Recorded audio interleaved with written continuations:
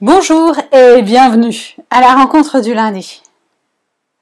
Aujourd'hui, j'avais envie de vous partager un passage qui m'a interpellée hier.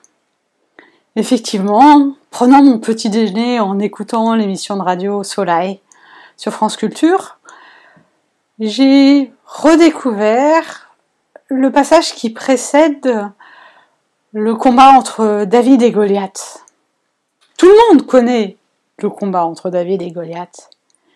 Mais ces quelques versets juste avant et qui avaient été choisis par le pasteur pour le temps de méditation m'ont particulièrement parlé.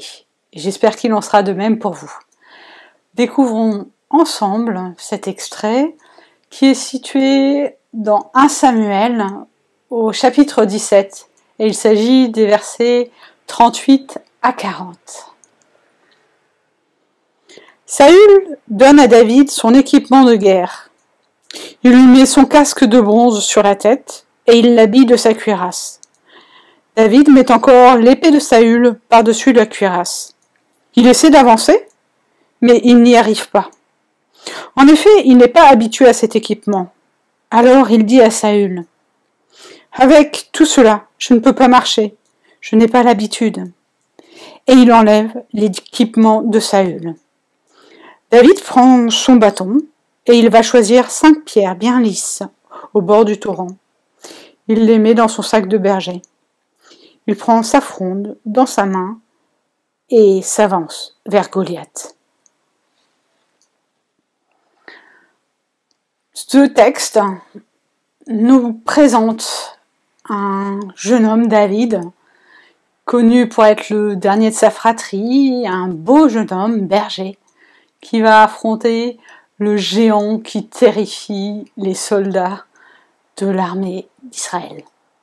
Il revêt l'armure de Saül pour combattre au nom de Saül.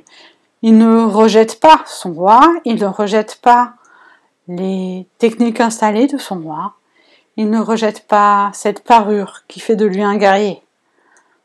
Mais l'essayant, il prend bien vite conscience que cela ne lui sied pas. Il est trop frêle, trop petit, trop jeune, pas assez habitué, selon ses propres paroles, pour pouvoir se déplacer avec cette armure. Et là où tout soldat serait protégé, le voici en position de faiblesse. Mais loin de s'arrêter là, David se déshabille, rend cette tenue de guerrier, sans pour autant renoncer à cette idée d'affronter Goliath. Simplement, il va le faire à sa manière. Voilà la façon dont le jeune David se prépare à affronter le célèbre et dangereux Goliath, en étant lui-même. Et j'y vois là une source d'inspiration. Prions ensemble. Seigneur, je veux te remettre cette semaine qui s'ouvre. Garde chacun d'entre nous. Je veux tout particulièrement te remettre les personnes qui sont en deuil. Veille sur elles, rappelle-leur ta présence à leur côté, même dans ces périodes d'épreuve. Libère-nous pour que nous sachions ainsi accepter ce qui nous vient du passé et regarder résolument vers l'avenir.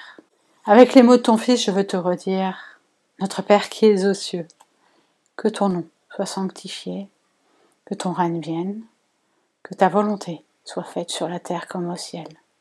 Donne-nous aujourd'hui notre pain de ce jour. Pardonne-nous nos offenses, comme nous les pardonnons aussi à ceux qui nous ont offensés. Et ne nous laisse pas entrer en tentation, mais délivre-nous du mal, car c'est à toi qu'appartiennent le règne, la puissance et la gloire, au siècle des siècles. Amen. Le Seigneur vous porte et vous garde. Il vous bénit sur vos chemins. Très belle semaine à chacun et à bientôt.